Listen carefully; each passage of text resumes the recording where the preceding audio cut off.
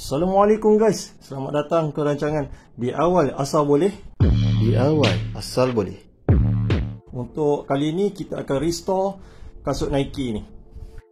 Alright guys, untuk kasut ni ada dua bahagian, two partition, which is satu tu bahagian fabric dan kita ada leather.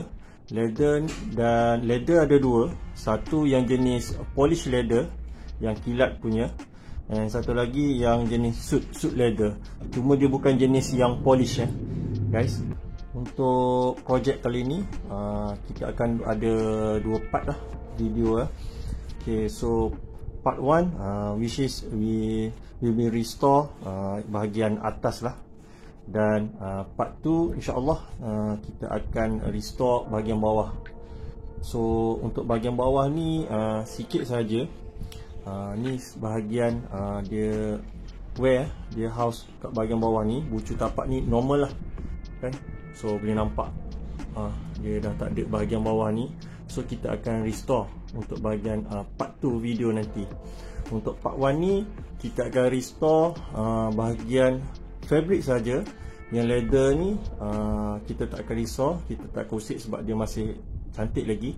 Untuk part fabric ni kita boleh nampak lah dia punya color dah luntur color dah luntur. So kita akan restore, kita akan dye, kita akan warna dye semua bahagian fabric ni lah, prosesnya nanti. So kita bercerita dulu pasal kasut ni. Kasut ni sebenarnya telah dibuat proses pembersihan, cleaning process guna chemical untuk bersihkan kasut ni. So which is ada chemical tu, dia bila ada fabric biasalah warna tu akan luntur, tapi bahagian kulit dia cantik, bahagian fabric je yang tak cantik. So kita akan dye lah bahagian-bahagian tepi ni. Kalau boleh nampak dia macam dia kasar juga, jenis macam kain jeans, tapi dia tak adalah jeans betul, tapi dia tebal macam kain jeans. So kualiti dia amat baik lah kasut. So kita proses yang kita akan buat adalah kita dye. Dye ni mewarna lah, kita mewarna bahagian fabric ni. So saya telah dapatkan beberapa pewarna lah, ada beberapa pewarna. So satu which is kelabu grey color. Ini cat kapal sawah. Ada juga jenama singa. So yang ini daripada Siam, sebab Siam ni dia quite famous sikit lah proses dye kasut, fabric, semua ni dia famous sikit. So ini jenis dye jenis serbuk powder, jenis powder. So tapi saya ada beli juga satu lagi jenis untuk fabric, tapi ini khusus untuk jeans lah, jeans pewarna pakaian untuk dye. Untuk dye ni proses dye ni, selepas proses dye ni pastikan kalau nak buat kena ada istilah ni apa ni orang panggil, ini pemati warna, pemati warna ataupun pengekal warna lah. Maksudnya selepas kita dye, dye ni dia solvent dia, pelarut dia air. So kalau kita tak letak pemati warna ni, lama-lama dia slowly dia akan luntur. Bila kena cahaya matahari lama-lama pun dia akan jadi pudar. So ini pemati warna lah. So ini kalau ikut sini, ini cat singa lah, sama jugalah. Dia simple je cara guna dia. Pemati warna ni maksudnya kita bancuh dengan air, kemudian kita bilas lah kasut ni dengan air bancuhan pemati warna tu. So ini jenis serbuk. Kalau search dekat internet pun ada yang jenis cecair. Actually yang cecair tu sebenarnya dia orang bancuh daripada serbuk ni juga, tapi untuk lebih mudah dia orang dah bancuh siap-siap masuk dalam botol. So kita just guna terus je. Tapi yang ni kena bancuh sendiri lah. So kos dia lebih murah lah berbanding dengan yang dah siap bancuh. Okay, untuk dye kasut ni, so tu cerita untuk fabric lah. Kalau untuk leather pula, kena pastikan guna dye yang betul. So macam leather ni dia ada beberapa kategori. Contohnya kalau yang ni jenis suit punya dye, so make sure guna suit punya dye, jangan guna dye untuk leather. So kalau beli tu kena tengok juga leather. Okey, leather biasanya kalau leather, kalau disebut leather tu yang jenis yang macam ni lah, yang sort of dia dah polish kilat. Kalau suit dye, dia akan cakap suit dye. Okey, tapi untuk leather pula dia ada pula yang jenis polish ni, dia ada pula yang beza antara pure leather, fake leather ataupun synthetic leather. So jangan salah pilih. Kalau guna kalau tersalah, contohnya kalau kita beli yang leather punya dye, lepas tu kita pergi dye pada synthetic leather, warna tu dia akan jadi tompok-tompok ni. Dia tak sekata, dia spread dia tu tak sekata. Sama juga yang fabric. Sebenarnya suit dye boleh juga yang dye sini pakai dekat fabric ni, tapi bila kita cara resapan dia tu berbeza. Bila dia jalan tu dia akan spread tompok, dia tak serata. Sebenarnya ada juga suit leather, dia tulis kat situ suit leather / fabric. So itu boleh pakai. Tapi yang ni yang jenis serbuk ni khusus untuk fabric saja. So dekat biasa kalau kita beli, dia adalah tulis cara-cara dia kat sini. So kalau boleh tengok kat sini, mula-mula dye jenis powder ni dia suruh rendam dulu kasut ni, supaya bila kita dye tu dia spread dia tu cantik lah. Tapi apa yang saya nak buat, saya nak convert dye powder ni kepada dye jenis selesai. Okay, jom kita buat dulu bancuhan untuk dye ni.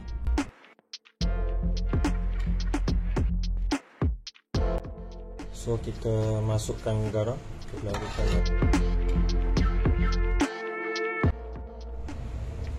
Okay guys, air dah mula mendidih. So kita masukkan serbuk pewarna ya.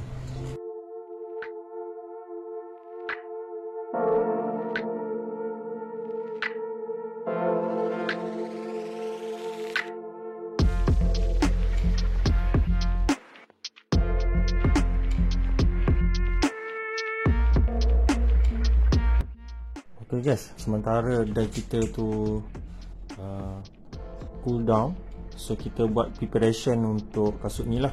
So apa yang mana yang kita tak nak dye tu, yang boleh remove, kita remove lah. Tali dan bahagian-bahagian yang kita tak nak dye tu, kita tampal saltip kertas tu pun boleh lah guys, untuk lindung lah. Sebenarnya dia tak akan kena, tapi untuk mengelak daripada kita menitik ataupun terkena bahagian-bahagian yang kita tak nak, nanti rosak habis.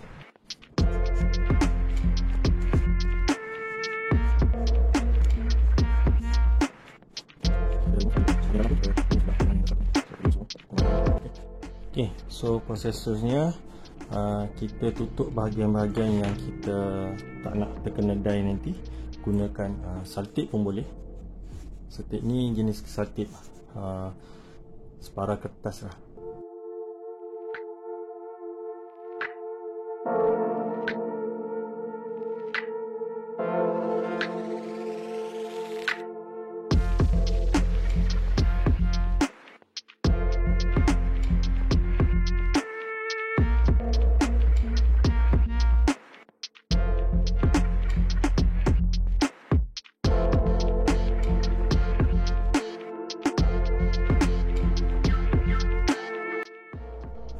Okey, sebelah ni saya dah habis tutup. So kita teruskan proses melangkah ya.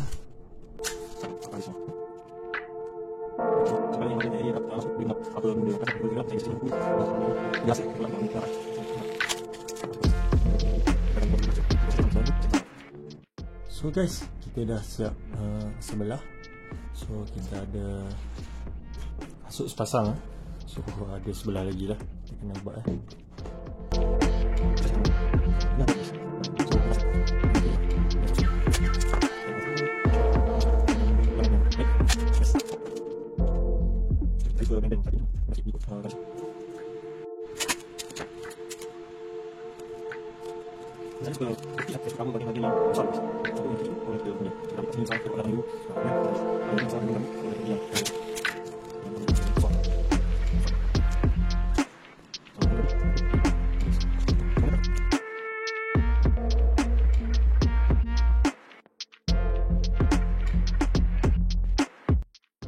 Okay guys, proses tampal balut dah selesai untuk dua-dua belah kasut lah.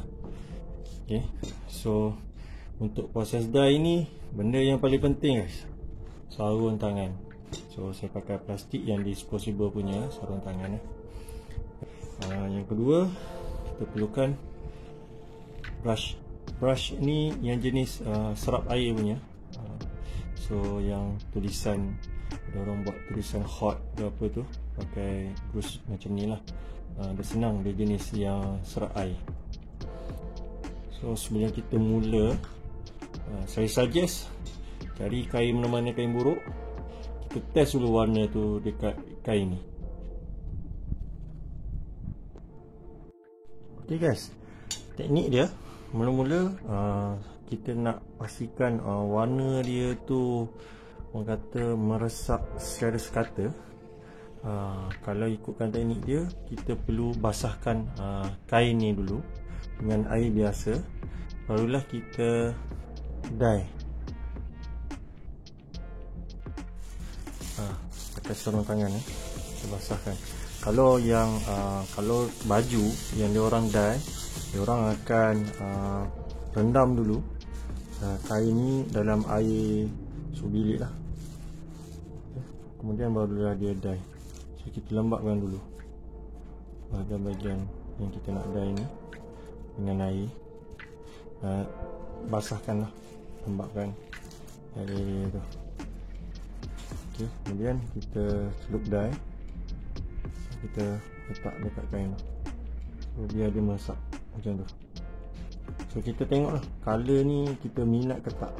So biasanya proses dye ni dia akan ambil 2 ataupun 3 kali lah, tergantung kadar terang kita nak tu, semakin boleh repeat lah. So kita nak belum repeat tu, kita kena jemur dulu bagi kering.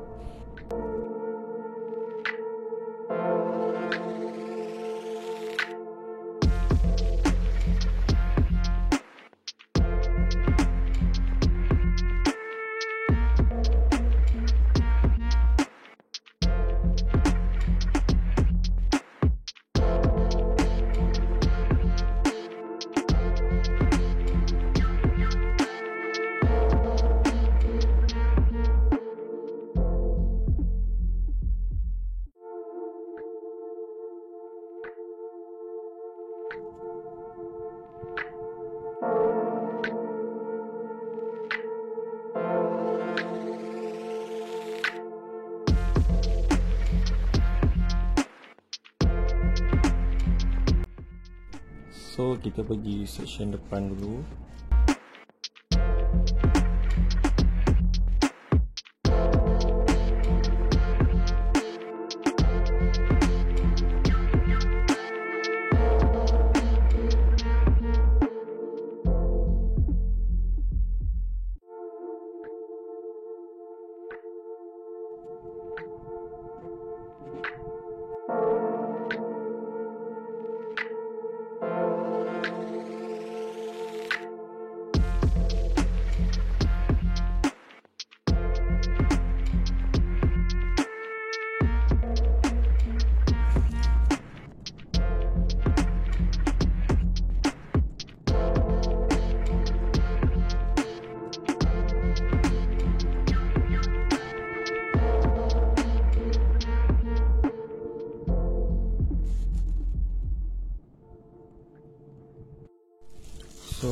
yang ni dah kering sebelah sana.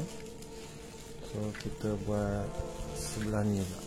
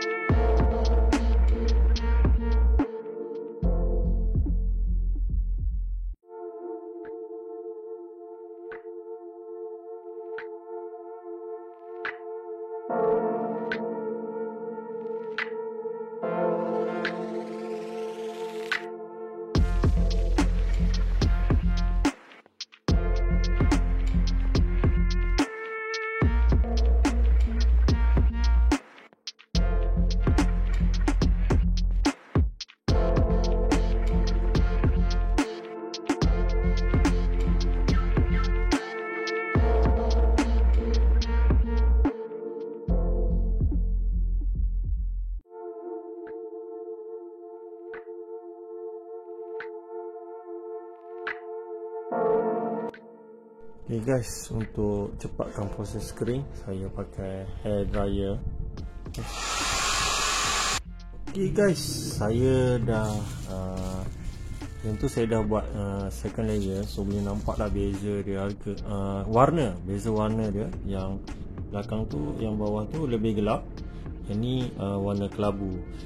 So tapi second layer ni mudah sikit sebab dia dah orang kata dia dah lembut, fabric tu, air tu cepat meresap.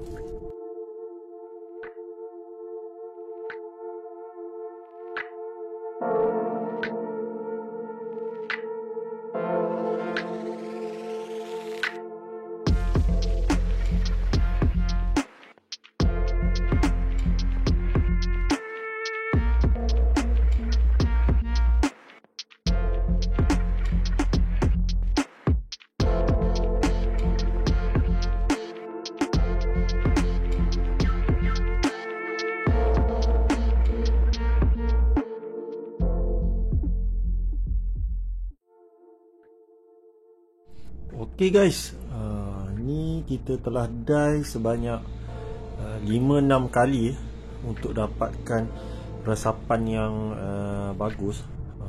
Ni sebab dia material dia, ni kain dia macam kain jeans. So saya expect dia memang agak sukar sikit untuk menyerat.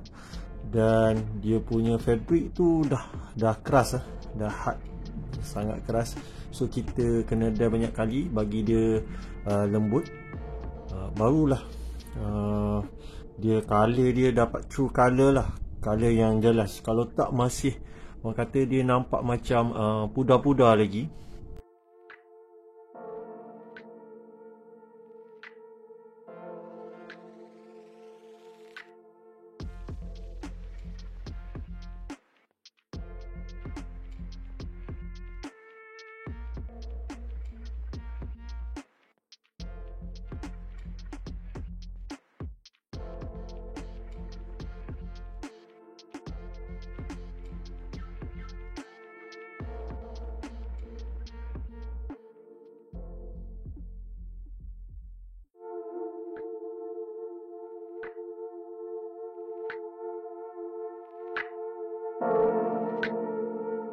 Okay guys, so ni hasil dia.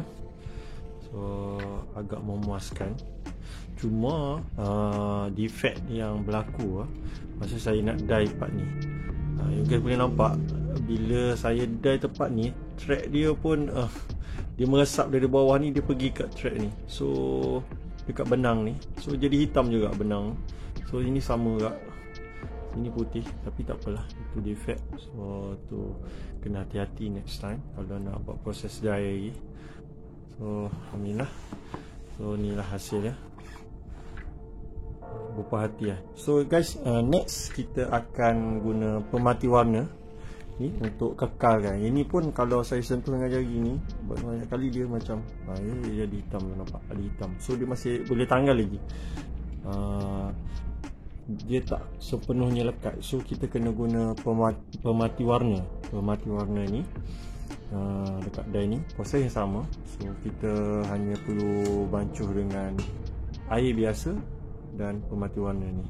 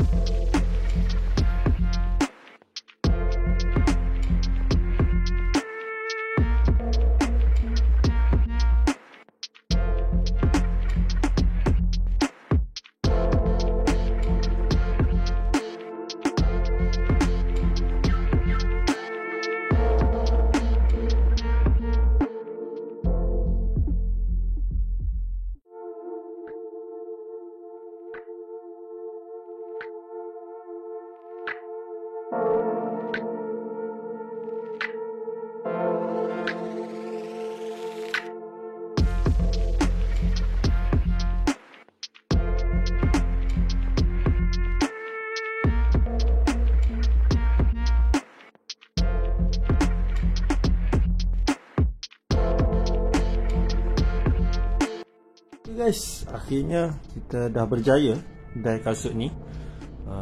Tadi saya dah rendam dalam air biasa selama 1 jam dan saya dah jemur bagi kering bawah matahari ya. Tapi jangan lama sangat lah, takut nanti dia akan efek colour tu jadi pudar. So ini untuk part 1 yang mana kita proses die kasut ni. InsyaAllah untuk part 2 nanti kita akan baiki tapak ni. Okay, so saya sudah ada jumpa kat kedai ni, kedai